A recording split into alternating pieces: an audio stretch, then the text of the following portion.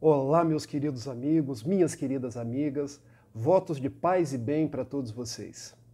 Há um assunto que tem sido bastante debatido nas redes sociais e que acho que a gente pode conversar sobre ele de uma forma madura, construindo um diálogo e afastando algumas incompreensões, alguns equívocos que podem ser feitos em relação à doutrina espírita e principalmente ao nosso codificador. Tem saído algumas edições da obra de Kardec como antirracistas, o que é um equívoco, porque nem o Espiritismo, nem o insigne Allan Kardec são racistas.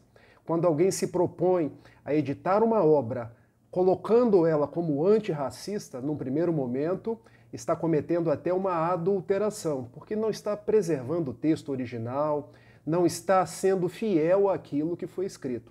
Eu fico imaginando se fizessem isso com a obra de Aristóteles, ou com a obra de Nietzsche, ou com a obra de quem quer que seja.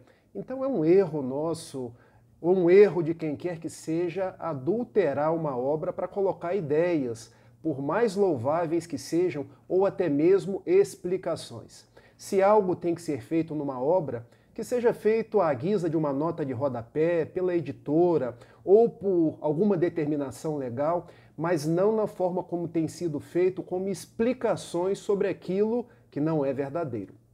Então eu quero colocar para todos vocês que nem o Espiritismo, nem Allan Kardec são racistas. E eu trago aqui algumas considerações, alguns fundamentos. O primeiro deles: todas as vezes que a gente julga algo ou alguém pelos parâmetros atuais, sendo que esse alguém viveu há 2 séculos atrás, no século XIX, nós estamos cometendo algo que em história se chama anacronismo. E por que isso? Porque nós estamos pensando em Allan Kardec, um homem do século XIX, um homem nobre, um homem correto, mas com aspectos do século XXI. O que não é correto historicamente falando. E por que isso? Na época que viveu Allan Kardec, havia na ciência algumas propostas. Uma delas era a fisiognomia, ou seja, entender os caracteres humanos pela conformação da face, pelos traços biológicos. Uma outra era a frenologia de Gall, que se propunha a entender que o ser humano era resultado da maior aptidão do seu cérebro, porque o seu comportamento derivava de do maior crescimento, de uma maior evolução dessa ou daquela parte cerebral. Daí nós poderíamos, segundo Gall, entender que uma pessoa seria superior ou inferior pela conformação do seu crânio. Era isso que dizia a ciência da época. Eram essas as bases nas quais os cientistas como Allan Kardec viviam. Então, há 2 textos na nossa obra espírita, particularmente em obras póstumas, chamado A Teoria da Beleza, e na Revista Espírita de abril de 1862, chamada A Perfectibilidade da Raça Negra, onde se pode sugerir trechos racistas na obra de Allan Kardec. Mas, gente, era o que se tinha à época. Eram conformações dos homens da história da época, mas não representam a conduta, o caráter, o homem de bem que era o nosso codificador. Tanto isso é verdade que na obra A Gênese ele coloca que o Espiritismo é uma doutrina progressiva, porque acompanha a ciência em todas as fases da humanidade. E coloca mais: se algum dia a ciência demonstrar que o Espiritismo estiver equivocado, em um ponto que seja, nós devemos abandonar o Espiritismo e ficar com a ciência naquele ponto. Olha a grandeza de Allan Kardec. Olha o homem do futuro que ele era. E o que a ciência nos diz hoje? Que tanto a frenologia quanto a fisiognomia estão equivocados, porque todos os homens são iguais. Nós somos irmãos. Então Allan Kardec, pensando sobre esse primeiro prisma, não era racista, nunca foi. O que a gente faz muitas vezes é um juízo anacrônico. Um segundo ponto que eu quero trabalhar com vocês é o ponto do que representa Obras Póstumas e a Revista Espírita. Veja, Obras Póstumas é um livro que veio a lume em 1890. Todos nós sabemos que o insigne codificador do Espiritismo desencarnou em 1869. O próprio nome já diz. Se são obras póstumas, são textos que foram publicados a posteriori à sua desencarnação. Contando assim de uma forma mais didática, haviam textos dentro da casa de Allan Kardec que foram retirados por alguns dos seus amigos e enfeixados no livro. Se estavam dentro da casa de Allan Kardec e foram publicados sem que ele estivesse em vida, é porque, na verdade, quando em vida ele ainda estava, ele não quis publicar.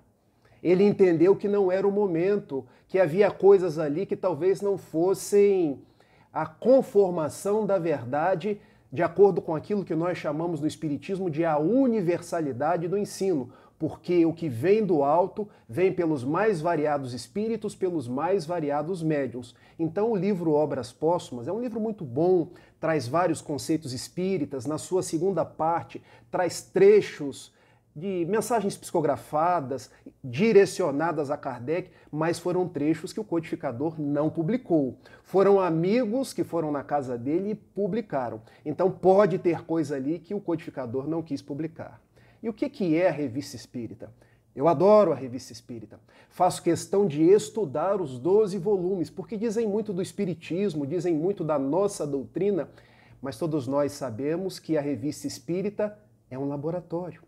Porque eram textos que Kardec recebia, eram textos que ele encaminhava, era uma forma de debater assuntos antes de colocar nas obras básicas. Porque quando a gente pega as 5 obras básicas, e me refiro a Livro dos Espíritos, a Livro dos Médiuns, a Evangelho segundo o Espiritismo, a obra O Céu, o Inferno e a Gênese, nós não temos qualquer citação que possa ser considerada racista, divisionista, que diminua o ser humano.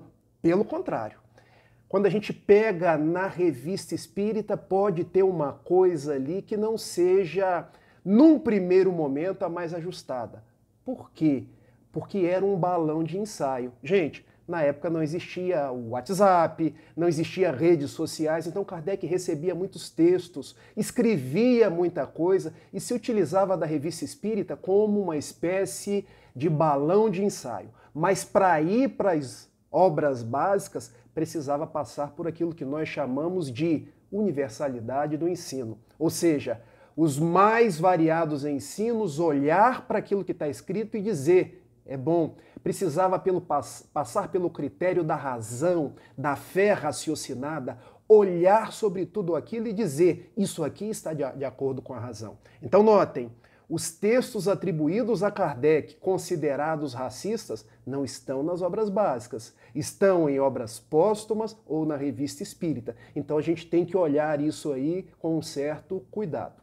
Um terceiro aspecto que eu quero trazer para vocês, que é uma coisa que a gente faz muito a miúde nos dias atuais. A gente pega um trecho inteiro, o trecho é maravilhoso, e a gente julga o autor por uma frase que talvez a gente não compreendeu bem, uma frase que às vezes foi retirada de contexto. A gente pega uma palestra lindíssima de um orador ou a pregação de um padre, de um pastor que deu o seu melhor e a gente, de uma hora de discurso, a gente pega 15 segundos e faz um julgamento.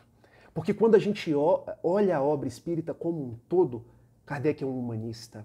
Alguém que falou do amor, que falou da caridade, que falou da fraternidade, e a gente pega um trechinho para levantar a hipótese de que ele seria racista ou que traria ideias racistas. Não façamos isso. E isso fica até de ensino para os dias atuais, porque todos nós somos sujeitos a escorregões, a falar coisas que possam ter sido mal compreendidas. Fiquemos com o todo, fiquemos com aquilo que exorna, fiquemos com a conduta daquele homem que abdicou da sua vida, abdicou de uma carreira de professor que ele tinha conceituado na França para dedicar-se ao espiritismo, renunciando dias, renunciando noites, ficando doente na conversa com os espíritos através dos mais variados médiuns para que hoje nós tivéssemos o espiritismo. Quando a gente for apreciar a obra, que nós apreciemos não por uma pequena parte, mas pelo todo. E para tanto, eu trouxe aqui o Evangelho segundo o Espiritismo, que é um dos meus livros de cabeceira. no capítulo 17, item 3, o homem de bem, olha o que Kardec escreve. O homem de bem é bom, humano e benevolente, para com todos, sem distinção de raças, nem de crenças, porque em todos os homens vê irmãos seus. Fiquemos com isso. Kardec pensou, o Espiritismo pensa no homem de bem que não faz distinção, se é negro, se é branco, se é rico, se é pobre, se é de direita, se é de esquerda, porque o homem de bem é aquele que olha a todos como irmãos. Esse é Allan Kardec. É essa doutrina que tem salvado a minha vida. Se não fosse a doutrina espírita, se não fosse Kardec no seu trabalho de dedicação ao bem, de dedicação ao espiritismo, eu talvez hoje nem estaria com vocês gravando esse vídeo. Então, meus amigos, fiquemos com isso. A obra espírita é o consolador prometido por Jesus, para nos abrir os caminhos para nós nos melhorarmos enquanto seres humanos e angariarmos a paz. Allan Kardec é um missionário que dedicou o seu tempo, a sua vida, para receber mensagens do alto, de seres desencarnados, que são os espíritos, e catalogar e enfeixar em livros, para que hoje nós tivéssemos um roteiro de amor. Paremos de dividir, paremos de adulterar obras, paremos de fazer de pequenas considerações grandes divisões que não nos fazem chegar a lugar nenhum. A minha relação com Allan Kardec é de extrema gratidão, de reconhecimento. Tanto que eu quero terminar esse vídeo com um soneto de Amaral Ornelas, pelas mãos luminosas de Chico Xavier, quando ele descreveu Allan Kardec dizendo assim: trouxeste, Allan Kardec, a longa noite humana. O Cristo em nova luz, revivecida aurora, e onde estejas, serás eternidade afora, a verdade sublime em que o mundo se irmana. Em teu verbo solar a justiça se ufana, de aclarar, consolando o coração que chora. A fé vibra, o bem salva, a estrada se aprimora, e a vida além da morte esplende soberana. Recebe a gratidão da terra em toda parte, a alma do homem freme e canta ao relembrar-te a presença estelar e a suprema vitória. Gênio, serviste, herói, exterminaste as trevas. Recebe com Jesus na glória que te elevas, nosso preito de amor nos tributos da história.